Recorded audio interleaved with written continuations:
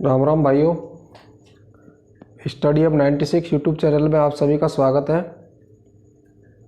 और आज की इस वीडियो में हम बात करेंगे रसायन विज्ञान से संबंधित एक चैप्टर है, जिस चैप्टर का नाम दैनिक जीवन में रसायन।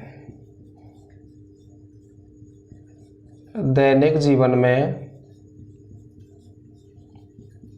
रसायन। दैनिक जीवन में रसायन, इस टॉपिक पर हम इस वीडियो में बात करेंगे। तो इस चैप्टर का जो महत्वपूर्ण टॉपिक है, उन चैप्टरों के महत्वपूर्ण टॉपिक पर हम बात करते हैं। तो वो टॉपिक हम क्या क्या पढ़ेंगे इस चैप्टर में? तो अम्ल पढ़ेंगे, क्षार पढ़ेंगे, लवण पढ़ेंगे, पीएच स्केल पढ़ेंगे और कुछ महत्वपूर्ण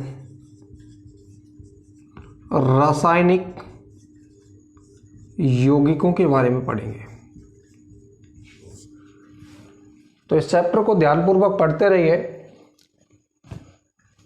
एक वीडियो में इसमें हम कंप्लीट करेंगे पहले अम्ल को, फिर नेक्स्ट वीडियो में क्षार, फिर लवण, फिर पीएच स्केल, फिर महत्वपूर्ण यौगिक। तो सभी वीडियो की जानकारी आप तक पहुंच पाए, इसके लिए आप चैनल को सब्सक्राइब करें। जो इस चैनल पर पहली बार हैं तो चैनल को सब्सक्राइब कर लें और इसके बेल आइकन को प्रेस कर लें, जिससे कि आपको इसका नोटिफिकेशन प्राप्त हो जाए। तो देखिए, आज का जो टॉपिक रहेगा हमारा वो रहेगा अम्ल। तो अम्ल पर बात करते हैं। अम्ल क्या होता है?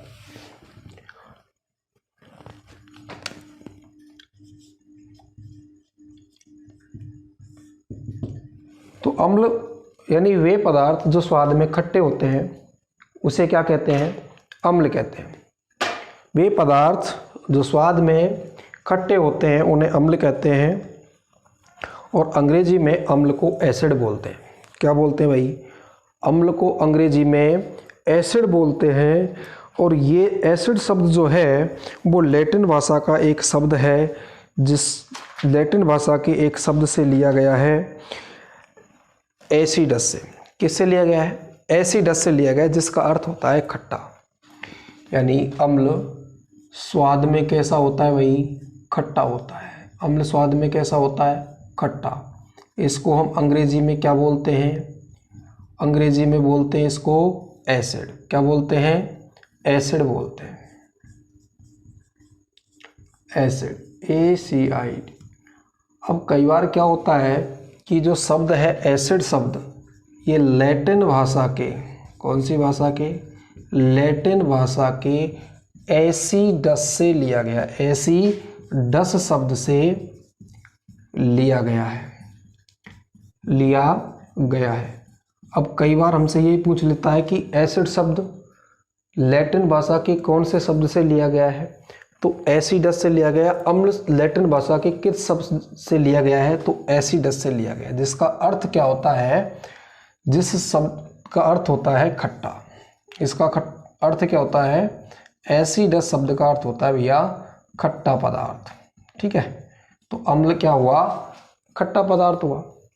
तो ये अम्ल की हमारी सामान्य एक डेफिनेशन है कि हम अम्ल को क्या कहते हैं, यानी जो पदार्थ स्वाद में खट्टे होते हैं उनको अम्ल कहते हैं।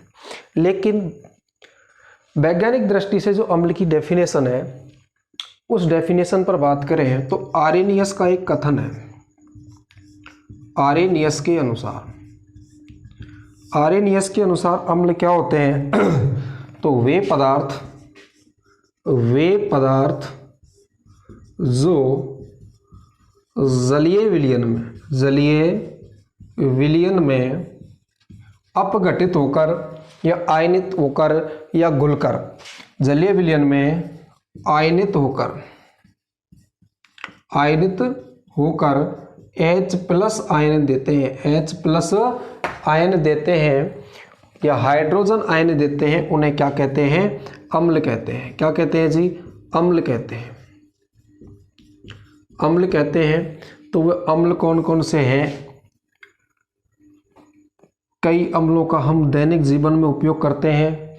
जैसे दही है, खट्टा पदार्थ है, तो उसका हम भोजन के रूप में, नींबू संतरा है, तो कई खाद्य पदार्थों के रूप में दैनिक जीवन में हम अम्लों को इस्तेमाल करते हैं, इसका उपयोग करते हैं। अब कुछ रासायनिक दृष्टि से जो इम्पोर्टेंट आपको ध्यान रखने हैं, H2SO4 है, HCl है, HNO3 है, CH3COOH, ये जो अम्ल हैं इनके कुछ सामान्य नाम देख लेते हैं। तो ये H2SO4 है। H2SO4 क्या होता है आपका? सल्फ्यूरिक अम्ल होता है, सल्फ्यूरिक अम्ल, सल्फ्यूरिक अम्ल। HCl होता है हाइड्रोक्लोरिक अम्ल, हाइड्रोक्लोरिक अम्ल। ध्यान देना, ये हाइड्रोक्लोरिक अम्ल जो होता है ये मानव उदर में भी पाया जाता है। HNO3 होता है नाइट्रिक अम्ल। कौन सा अम्ल? नाइट्रिक अम्ल। CH3COOH होता है आपका एसीटिक अम्ल, एसीटिक अम्ल, कैसीटिक, एसीटिक। तो एसीटिक अम्ल होता है ये, और एसीटिक अम्ल ये किस में पाया जाता है भैया? सिरका में पाया जाता है। अब देखिए यहाँ तक की ये जो जानकारी आपको क्लियर हुई, आगे बढ़ते हैं, अम्ल के बारे में और अध्ययन करते हैं। तो अम्लों को इनकी क्रियाशीलता के आधार पर दो भागों में डिवाइड कर दिया भाई। कितने भागों में डिवाइड कर दिया? दो भागों में डिवाइड कर दिया। वो कौन कौन से भाग हैं? तो पहला भाग है प्रबल अम्ल। कौन सा अम्ल? प्रबल अम्ल। बात समझ में आ रही है? प्रबल अम्ल, और एक हो गया दुर्बल अम्ल। प्रबल अम्ल और एक हो गया दुर्बल अम्ल, दुर्बल अम्ल। तो इनको देखते हैं कि प्रबल अम्ल और दुर्बल अम्ल क्या होते हैं। कई बार सीधा सीधा आपको क्वेश्चन पूछ लेता है कि निम्न में से प्रबल अम्ल है, तो प्रबल अम्ल आपको ध्यान रखना है और दुर्बल अम्ल भी ध्यान रखने हैं। तो हम समझते हैं भाई प्रबल अम्ल क्या होता है। तो वे अम्ल जो जलीय विलयन में शीघ्रता से आयनीकृत होकर, जलीय विलयन में शीघ्रता से आयनीकृत होकर क्या देते हैं? H+ आयन देते हैं, उन्हें क्या कहते हैं? प्रबल अम्ल कहते हैं। तो ये जो अम्ल हैं इनकी क्रियाशीलता के आधार पर नाम से ही पता चल रहा है कि इनकी क्रियाशीलता क्या होती है? प्रबल होती है। तो जलीय विलयन में प्रबल अम्ल, जलीय विलयन में, कौन से विलयन में? जलीय विलयन में, जलीय विलयन में शीघ्रता से आयनीकृत होकर H+ आयन देते हैं, H+ आयन देते हैं मेरे भाइयों, H+ आयन देते हैं शीघ्रता से आयनीकृत होकर। तो ऐसे अम्लों को क्या बोलते हैं? प्रबल अम्ल। अब ये प्रबल अम्ल कौन कौन से हैं? तो H2SO4,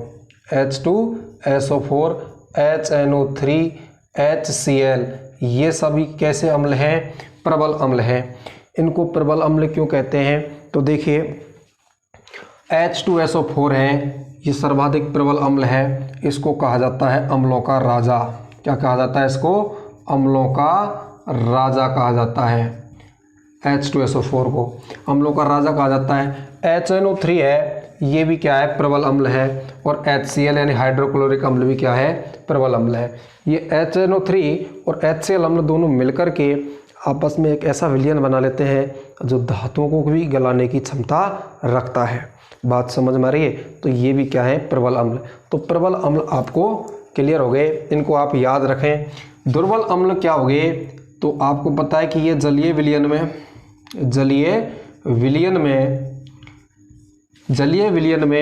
धीरे धीरे घुल के, कैसे? धीरे धीरे घुलकर, और क्या देते हैं? H+, धीरे धीरे आयनीकृत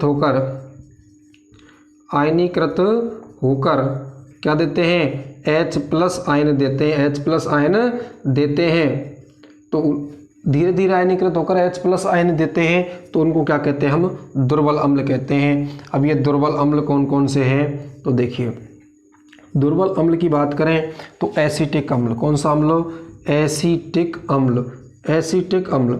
अब ये एसिटिक अम्ल किस में पाया जाता है भाई? सिरका में पाया जाता है। अब इसका सूत्र आपको पता है CH3COOH होता है। अच्छा, इसके बाद होता है कार्बोनिक अम्ल। क्या होता है? कार्बोनिक अम्ल। अब ये कार्बोनिक अम्ल क्या होते हैं? तो कार्बोनिक अम्ल उन्हें कहते हैं हम जो जंतु एवं पादपों से प्राप्त होते हैं, जंतु एवं पादपों से प्राप्त होते हैं, उनको बोलते हैं हम कार्बोनिक अम्ल। ठीक है, कार्बोनिक अम्ल जैसे नींबू से साइट्रिक अम्ल प्राप्त होता है, इमली से साइट्रिक अम्ल प्राप्त होता है और इमली से टार्ट्रिक अम्ल प्राप्त होता है। जंतुओं के जैसे दही से आपको क्या प्राप्त होता है? लैक्टिक अम्ल प्राप्त होता है। तो ये सभी अम्ल क्या हैं? आपके कार्बोनिक अम्ल हैं। तो इसका जो सूत्र होता है वो होता है H2CO3। H2CO3 ये कार्बोनिक अम्ल हो गया। जैसे फॉर्मिक अम्ल है, चींटी में पाया जाता है। तो इस प्रकार के अम्ल आपके क्या है? कार्बोनिक। अब ये धीरे धीरे आयनीकृत होते हैं, यानी इनका प्रभाव धीरे धीरे आपको पड़ता है। तो ये कैसे अम्लों की श्रेणी में आते हैं? दुर्बल अम्लों की श्रेणी में आते हैं। अच्छा, इसके बाद हम बात करते हैं कि प्रबल अम्ल और दुर्बल अम्ल के बाद में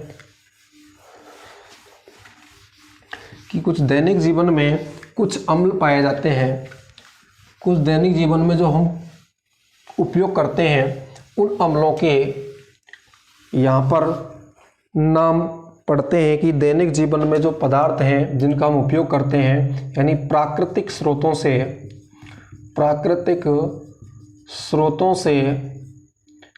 प्राप्त अम्लों की बात करते हैं। प्राप्त अम्लों यानी प्राकृतिक स्रोतों से जो हमें अम्ल प्राप्त होते हैं उनकी बात करते हैं। तो पहला है नींबू परिवार।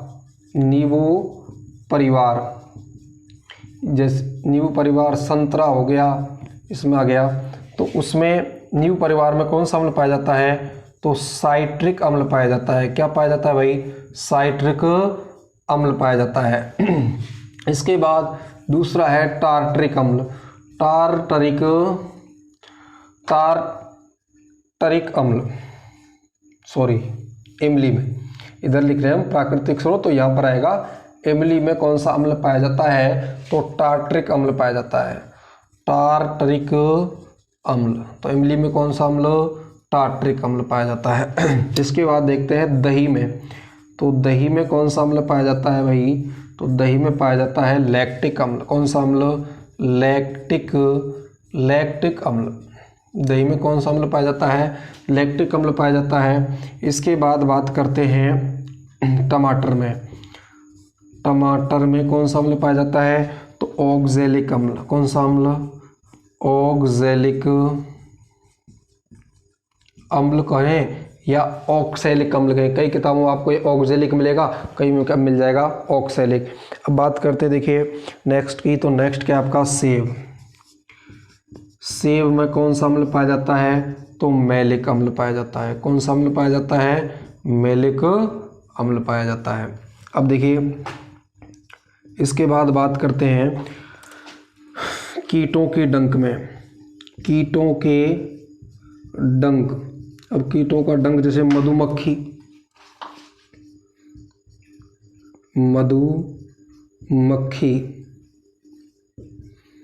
या जहरीले कीट जो होते हैं, मधुमक्खी हुआ, चींटी होगी, ठीक है।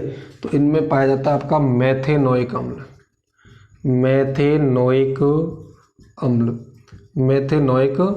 अम्ल। इसके बाद देखते हैं लाल चींटी के डंक में। लाल चींटी के डंक में कौन सा अम्ल पाया जाता है? तो फॉर्मिक अम्ल पाया जाता है, ठीक है। और अगर फॉर्मिक अम्ल ना हो तो आपको मेथेनोइक अम्ल ही सही करके आना है। इसके बाद देखते हैं नेटल का पौधा।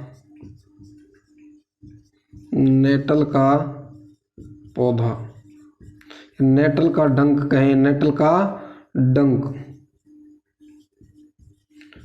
का डंक या कांटा कहें, तो उसमें भी कौन सा अम्ल पाया जाता है? नेटल के डंक में भी मेथेनोइक अम्ल पाया जाता है। कौन सा अम्ल? मेथेनोइक अम्ल। तो इन सभी ये प्राकृतिक स्रोत हैं जिनका हम दैनिक जीवन में उपयोग करते हैं। इन सभी को आपको याद रखना है, कई एग्जामों में इनमें से डायरेक्ट क्वेश्चन आपसे पूछ लिया जाता है कि टमाटर में कौन सा अम्ल पाया जाता है या इमली में कौन सा अम्ल पाया जाता है। इसके बाद बात करते हैं नेक्स्ट, और जो है जैसे आंवला है, कौन सा है भाई, आंवला।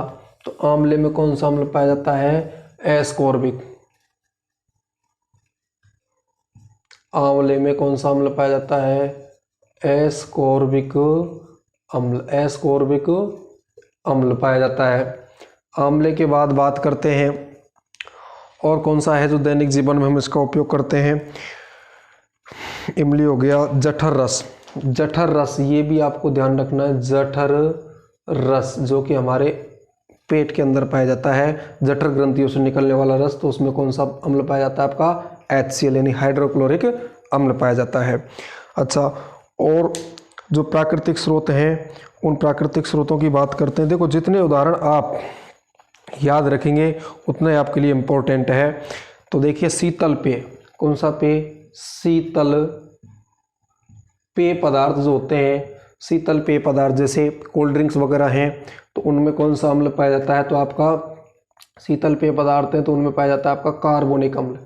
कौन सा अम्ल, कार्बोनिक अम्ल, कार्बोनिक अम्ल पाया जाता है शीतल पदार्थों में।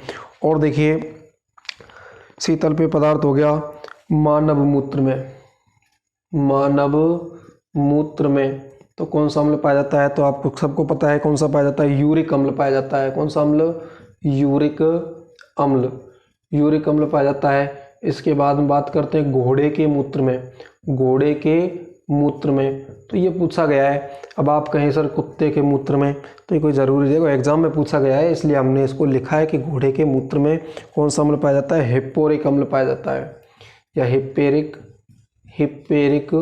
अम्ल पाया जाता है। किसमें भैया, घोड़े के मूत्र में। विगत भर्ती में पूछा गया है गेहूं में तो ग्लूमेटिक अम्ल पाया जाता है।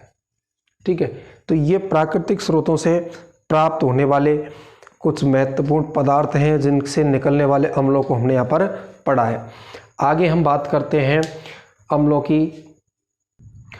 तो अब देखते हैं, देखो अम्लों के कुछ गुणधर्म, सामान्य गुणधर्म।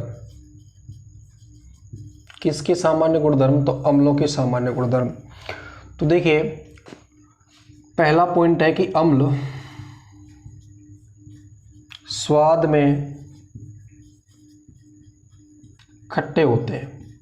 अम्ल स्वाद में कैसे होते हैं भाई, खट्टे होते हैं। ये सभी भैया जानते हैं, शुरू से पढ़ते आए हैं। जब से आपने अम्ल का नाम सुना है तब से एक ही डेफिनेशन आपको पढ़ाई गई है कि अम्ल स्वाद में कैसे होते हैं, खट्टे होते हैं। तो ये चीज़ तो आपको क्लियर हो गई कि अम्ल स्वाद में कैसे होते हैं, खट्टे होते हैं। इसके बाद देखिए ये क्या करते हैं, जलीय विलयन में हाइड्रोजन प्लस आयन देते हैं या H प्लस आयन देते हैं, अब देखिए ये जलीय विलयन में क्या देते हैं, आयन देते हैं। इसलिए इनका जो जलीय विलयन है, जलीय विलयन जो है विद्युत या वैद्युत अपघट्य के रूप में, वैद्युत अपघट्य के रूप में या इनको वैद्युत अपघट्य के रूप में काम में लिया जाता है, इनका जलीय विलयन विद्युत का सुचालक होता है। अम्ल नीले लिटमस को लाल कर देते हैं। तो ये दो पदार्थ हैं अम्ल और क्षार। तो कई विद्यार्थी इसमें कंफ्यूज रहते हैं कि कौन नीले को लाल करता है, कौन लाल को नीला करता है। तो इसकी थोड़ी सी आपको जानकारी देते हैं। यहाँ से देखिए, एक विद्यार्थी है अनिल। अनिल की माँ कहती है अनिल से कि अनिल बाजार जा, और बाजार से क्या ले गया बेटा? छालनी ले गया। क्या ले गया? छालनी ले गया। अब आपको पता है जब हम छोटे प्राइमरी सेक्शन में पढ़ते थे, एक चैप्टर आता था हमीद का, तो हमीद क्या लेके आता है? अपनी अम्मा को चिमटा लेके आता है। तो बहुत ही शीर्षवान चैप्टर था वो हमारे लिए, शीर्षक जिससे हमको बहुत कुछ अच्छी जानकारी नॉलेज मिलती है। तो देखिए यहाँ पर अनिल है, अनिल की माँ ने कहा अनिल से कि बेटा अनिल क्या लेके आया? छालनी लेके आ। तो अनिल क्या लेके आया भैया? छालनी लेके आया।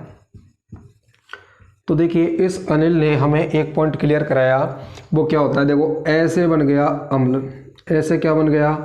अम्ल बन गया, और नी से बन गया नीला। क्या बन गया भाई? नीला। और ले से बन गया लाल। तो अम्ल क्या करते हैं? नीले लिटमस पत्र को लाल कर देते हैं। नीले लिटमस पत्र को क्या कर देते हैं? लाल कर देते हैं। तो आपको ये बात ध्यान रखनी है। छालनी शब्द से क्या बना? छा से बना क्षार, क्षार, और ले से बना लाल, और नी से बना नीला। तो क्षार क्या करते हैं? लाल लिटमस पत्र को क्या करते हैं? नीला कर देते हैं। अच्छा जी, ये लिटमस क्या है? लिटमस क्या है? तो लिटमस की अगर बात करें तो लिटमस एक प्रकार का सूचक होता है, और सूचक की हम आगे बात करेंगे। ये सूचक शब्द क्या होते हैं? तो कुछ प्राकृतिक सूचक होते हैं और कुछ मानव निर्मित सूचक हैं, जिनको हम कृत्रिम सूचक भी कहते हैं। अब सूचक क्या होते हैं? तो वे पदार्थ जो किसी विलयन में अम्ल व क्षार की उपस्थिति का पता बताते हैं, उनको क्या कहते हैं? हम सूचक कहते हैं। तो यहाँ पर सूचक का कार्य कौन करता है? लिटमस करता है। अब लिटमस एक प्राकृतिक पौधा है जो थैलोपाइटा वर्ग के एक लाइकेन नामक पौधे से प्राप्त होता है। ठीक है, तो हम लिटमस पर हम बाद में बात करेंगे जब सूचक पढ़ाएंगे तब। अभी हम अम्लों के क्या पढ़ रहे हैं? सामान्य गुणधर्म। तो अम्लों के एक सामान्य गुणधर्म में आई थी एक लाइन कि अम्ल नीले लिटमस पत्र को लाल कर देते हैं। तो ये जानकारी यहाँ से क्लियर हो गई, इसको मैं कर देता हूँ साफ। आगे देखते हैं और अम्लों के क्या गुणधर्म है। तो देखिए, अम्ल जो होते हैं ये नीले लिटमस पत्र को क्या कर देते हैं? लाल। अब हम रासायनिक अभिक्रियाओं में थोड़ा सा बढ़ते हैं। जो अम्ल होते हैं, अम्ल क्षारों से क्रिया करके, किससे भाई? क्षारों से क्रिया करके लवण व जल बनाते हैं। लवण व जल बनाते हैं। लवण व जल बनाते हैं। लवण व जल बनाते हैं। उदाहरण से समझ लेते हैं। एक मेरे पास क्या है? हाइड्रोक्लोरिक अम्ल है। सब जानते हैं हाइड्रोक्लोरिक अम्ल है HCl। इसकी क्रिया करा दी मैंने NaOH से। सोडियम हाइड्रोक्साइड क्या एक प्रकार का क्षार है। आगे पढ़ेंगे जब हम बात करेंगे क्षार की, तो ये एक प्रकार का क्या है? क्षार। और ये क्या है भाई? अम्ल। जब अम्ल क्रिया करता है किससे? क्षार से, तो क्या बनाएगा? लवण और जल। अब देखो, रासायनिक अभिक्रियाओं का नेक्स्ट चैप्टर रहेगा आपका, रासायनिक अभिक्रिया जितनी भी है उन सब के बारे में बताएंगे। तो यहाँ पर रासायनिक अभिक्रिया होती कैसे, वो चीज़ सीख लें कि कोई भी जो यौगिक है वो आपका दो आयनों से मिलकर बना होता है, जिनको हम बोलते हैं आयनिक यौगिक। तो यहाँ पर इन पर क्या होते हैं? आयन। एक पर प्लस होता है, एक पर क्या होता है? माइनस। इसी प्रकार इस पर क्या होता है? प्लस, और इस पर क्या होता है? माइनस। अब रासायनिक अभिक्रिया में क्या होता है कि पुराने बंध टूटते हैं और नए बंध बनते हैं। तो H किससे क्रिया करेगा बेटा? OH से। इसका प्लस किससे क्रिया करेगा? इसके माइनस वाले से, क्योंकि पुराने बंध जो है वो टूटेंगे और नए बंध बनेंगे। तो H किससे क्रिया करेगा? OH से। तो क्या बन जाएगा? H2O। H2O। और ये क्या बच गया? Cl। तो यहाँ पर क्या है? Na। ये इसका माइनस इसके प्लस से क्रिया करके क्या बना लेगा? NaCl। अब NaCl क्या होता है? साधारण नमक होता है, जो कि क्या होता है? एक लवण होता है। और ये क्या हो गया भैया? जल हो गया। क्या हो गया? जल। तो लवण और जल बनाते हैं कौन? अम्ल क्षारों से क्रिया करके। जस्ट इसके विपरीत क्षार अम्ल से क्रिया करके क्या बनाएंगे? लवण और जल। आगे देखते हैं, नेक्स्ट पॉइंट की बात करते हैं अम्लों की। तो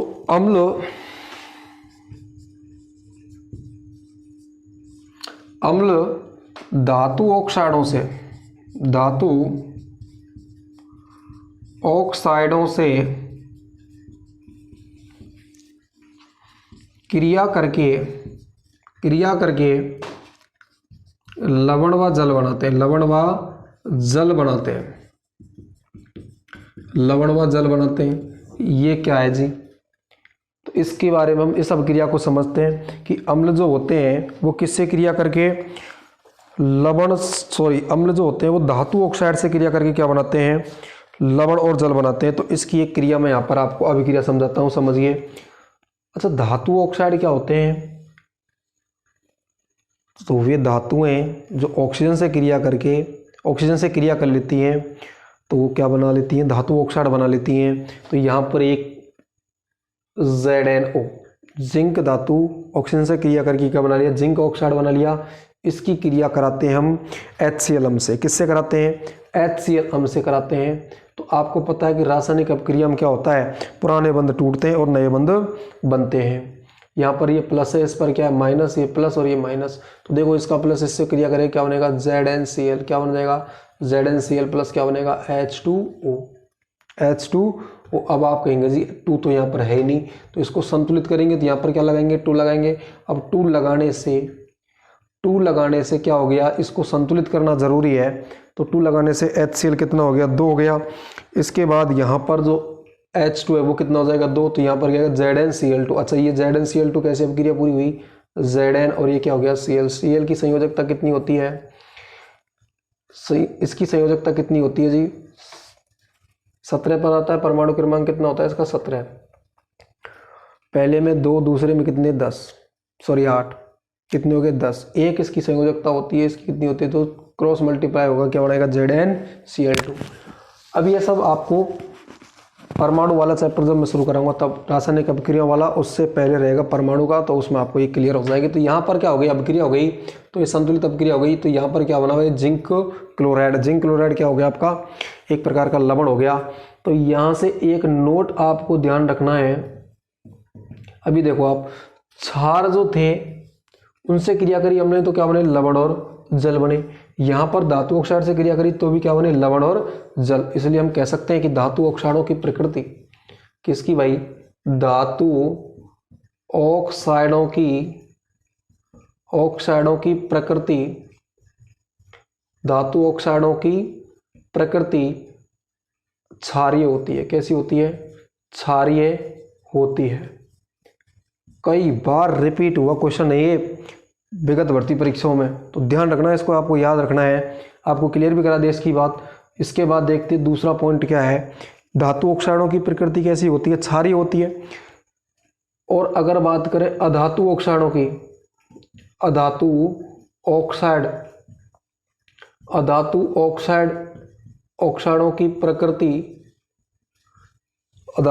की प्रकृति अम्लीय होती है। कैसी होती है? अम्लीय होती है। तो ये जानकारी आपको, ये दोनों पॉइंट आपको अगर याद है तो अम्ल और धातु, अम्ल क्षार लवण का आप एक क्वेश्चन जरूर आपके एग्जाम में सही करके आएंगे। आगे बढ़ते हैं और अम्ल के और रासायनिक गुणों की बात करते हैं। अम्ल की अभिक्रिया किसके साथ हो गई? क्षार के साथ हो गई। अम्ल की क्रिया किसके साथ हो गई? धातु ऑक्साइड के साथ हो गए। तो ये इस अम्ल के क्या हो गए? कुछ महत्वपूर्ण सामान्य गुणधर्म हो गए जो आपको याद रखने हैं। अच्छा, इसके बाद देखिए यहाँ पर आपसे अम्ल और क्षार की जो अभिक्रिया है इसके बारे में पूछ लिया जाए तो ये एक प्रकार की कैसी अभिक्रिया होती है? उदासीनीकरण अभिक्रिया होती है। उदासीनीकरण अभिक्रिया होती है।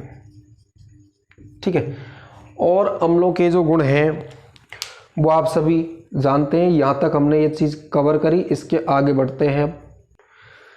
अच्छा, अम्लों के सामान्य गुणधर्मों में हमने एक लाइन और छोड़ दी थी, उसको लिख लेते हैं कि अम्ल धातु से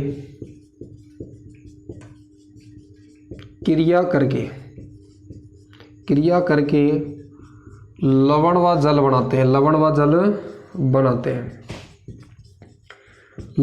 बनाते हैं। सॉरी, धातु से क्रिया करके हाइड्रोजन गैस देते हैं। हाइड्रोजन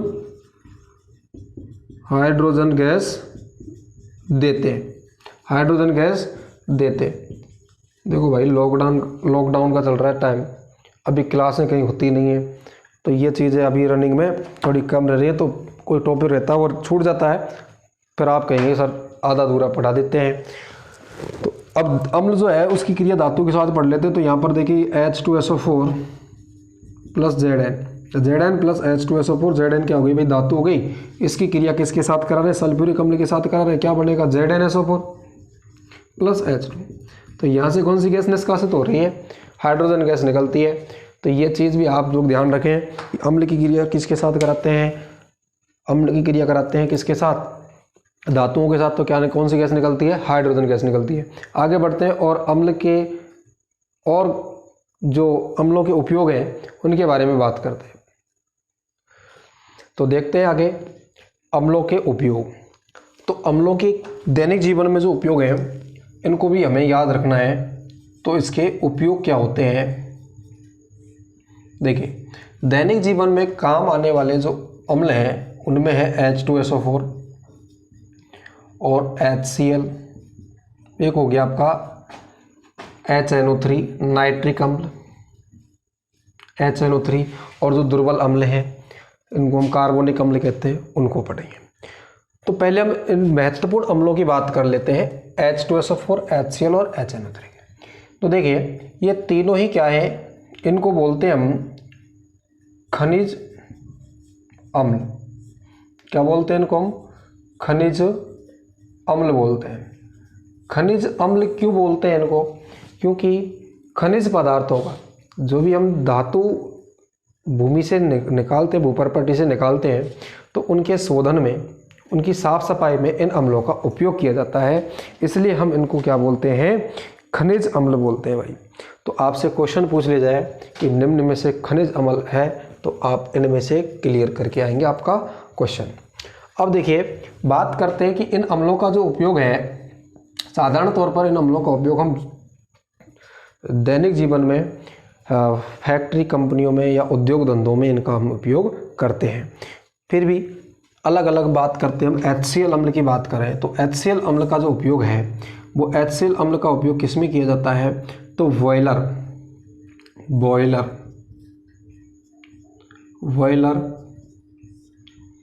को साफ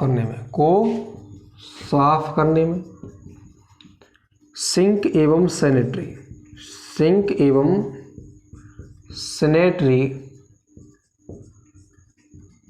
सैनिटरी को साफ करने में इसका उपयोग किया जाता है। जैसे घरों में पाइप वगैरह जो होते हैं वो क्या हो जाते हैं, फ्लोराइड के कारण क्या हो जाते हैं, बंद हो जाते हैं। तो ऐसी जगह पर किसका उपयोग किया जाता है, HCl अम्ल का प्रयोग किया जाता है, जिसके कारण क्या हो जाता है, वो साफ हो जाते हैं। तो ये किसका उपयोग हो गया, HCl अम्ल का उपयोग हो गया। अब देखिए बात करते हैं नाइट्रिक अम्ल की। किसकी भाई, नाइट्रिक अम्ल की। तो नाइट्रिक अम्ल है HNO3। तो HNO3 को बोलते हैं नाइट्रिक अम्ल।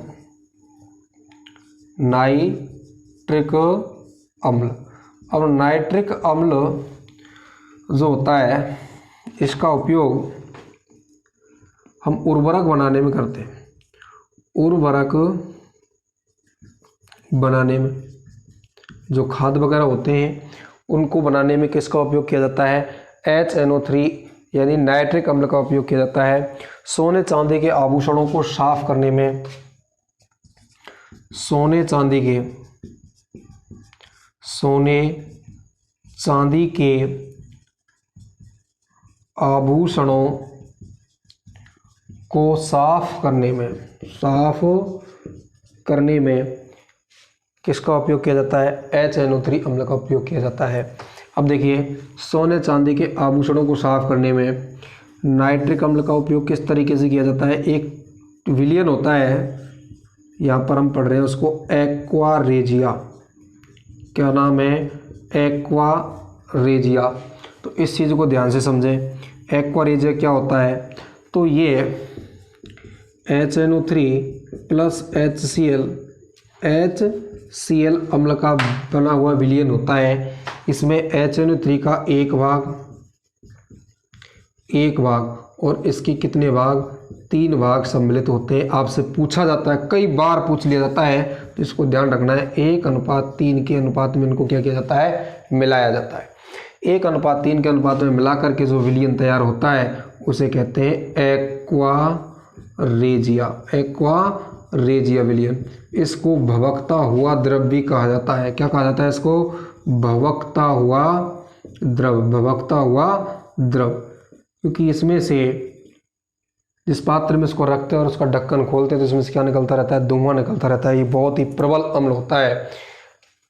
सोने को तो गला देता है, सोने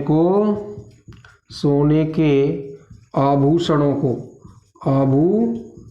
को गला देता है, गला देने की क्षमता रखता है। गाँव में आभूषणों को साफ करने आते हैं तो महिलाएं आभूषणों को साफ कराती हैं तो देखती हैं वजन में क्या हो जाते हैं, वो हल्के हो जाते हैं, जिससे क्या होता है कि वो जो आभूषण होते हैं वो किस में घुल जाते हैं? उस विलयन में घुल जाते हैं और उनका वजन क्या हो जाता है? कम हो जाता है। थोड़ी ज़्यादा देर अगर उसको हम रख कर भूल गए तो बेटा वो आभूषण अगर सोने का था तो उसमें क्या हो जाएगा? गायब हो जाएगा। चांदी में थोड़ी मात्रा उसकी झेलने की क्षमता अधिक होती है, इन तन्यता कम पाई जाती है किसमें? चांदी में, सोने की तुलना में। हालांकि दोनों ही धातु कैसी हैं? सर्वाधिक तन्य धातु है सोना और चांदी, इसीलिए तो इनका उपयोग किस में किया जाता है? आभूषण बनाने में किया जाता है। तो ये एक्वा-रेजिया विलयन हो गया, जिसको हम भवकता हुआ द्रव भी कहते हैं। इसको दूसरा नाम, इसको उपनाम से भी जानते हैं, इसको बोलते हैं अम्लराज। क्या बोलते हैं? अम्लराज। तो ये अम्लराज है। एक है अम्लों का राजा H2SO4 और एक है अम्लराज। दोनों में अंतर समझ में आना चाहिए। इसके बाद बात करते हैं किसकी? इसके बाद बात करते हैं H2SO4 यानी सल्फ्यूरिक अम्ल। तो सल्फ्यूरिक अम्लों का क्या उपयोग है? तो सल्फ्यूरिक अम्लों की बात करें तो सल्फ्यूरिक अम्लों का उपयोग सेल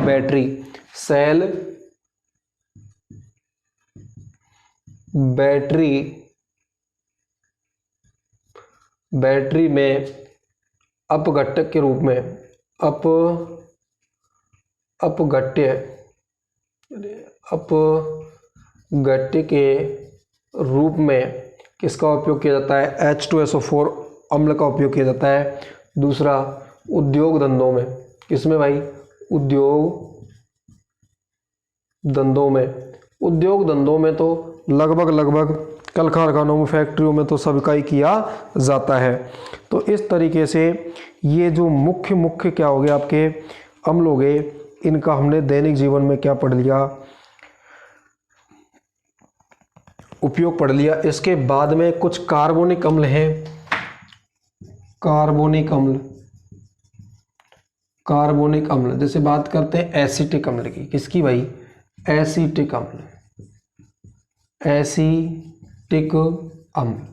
एसिटिक अम्ल का उपयोग किस में किया जाता है? आचार या खाद्य पदार्थों के परिरक्षण में, खाद्य पदार्थों के परीक्षण में, यानी उसको सुरक्षित रखा जाता है, यानी वो लंबे समय तक क्या नहीं हो? खराब नहीं हो, इसलिए क्या रखा जाता है? उनको एसिटिक अम्ल मिला करके रखा। जैसे अचार वगैरह हैं तो वो लंबे समय तक काम में लिए जाते हैं, इसलिए उनमें कौन सा अम्ल मिलाया जाता है? एसिटिक अम्ल मिलाया जाता है। और एसिटिक अम्ल किस में मिलता है भैया? तो सिरका में मिलता है। किस में मिलता है? सिरका में मिलता है।